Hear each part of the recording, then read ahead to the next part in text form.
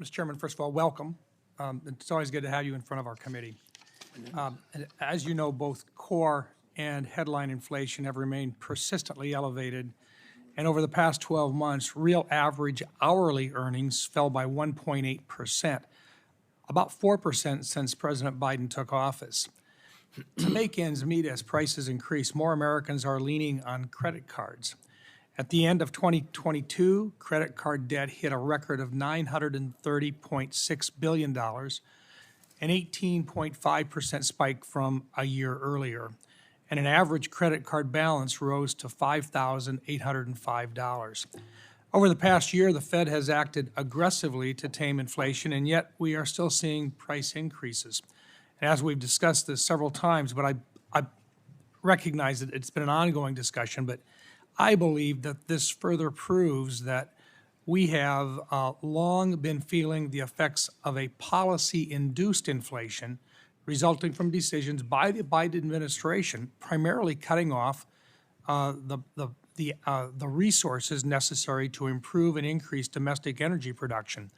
I continue to be concerned that if you attempt to use the tools that are available at this time for the Fed, then I believe that we're going to have a challenge of not being able to address specifically the challenges brought out when you have a policy is promoting higher prices with regard to energy, as opposed to what you're trying to do, which is to bring down the total overall cost. And I just wanted to ask, I guess, and you're going to think this is something that we've heard before, but do you believe that you currently have the monetary policy tools to actually reduce inflation?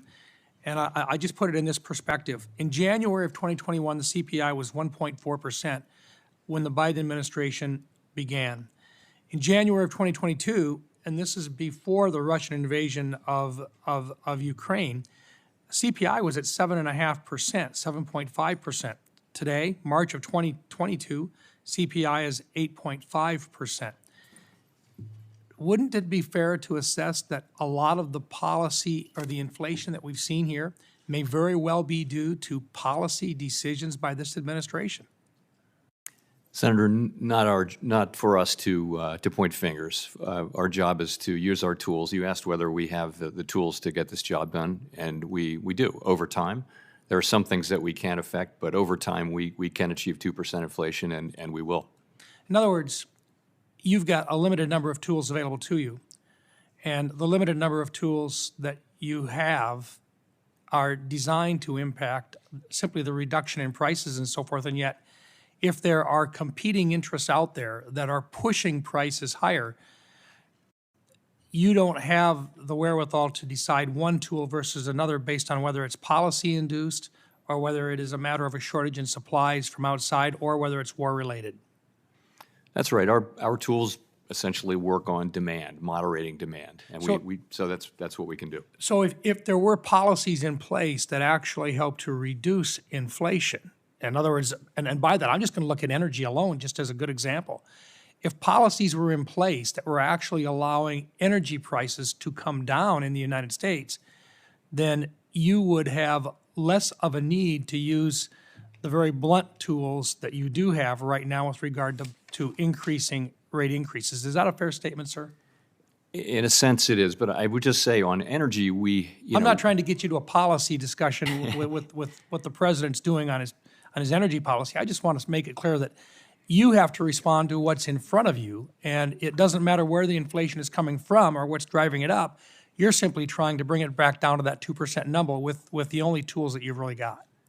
Yes, but I will say on energy, energy has tended over time to fluctuate up and down, and it's not mainly affected by our tools. So the things we look at are really things that are tightly linked to demand in the U.S. economy. Those we can affect. And I think just the fact that you've been increasing interest rates, and yet inflation continues to ride up, would suggest, just as you've just indicated, that when you have high energy prices, it's tough to impact that part of it with the monetary policy that you've got available to you.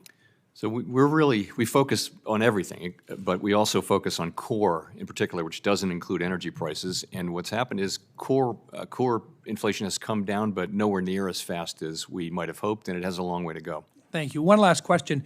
Last June, Vice Chairman of Supervision Michael Barr testified before this committee that he would defend the use of the aggregation method as an alternative approach to the insurance capital standards, the ICS, proposed by the IAIS.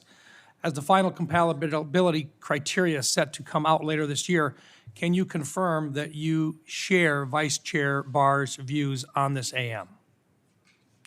I will confirm that, but I'll have to get back to you on the status of that. Okay, thank you. Thank you, Mr. Chairman.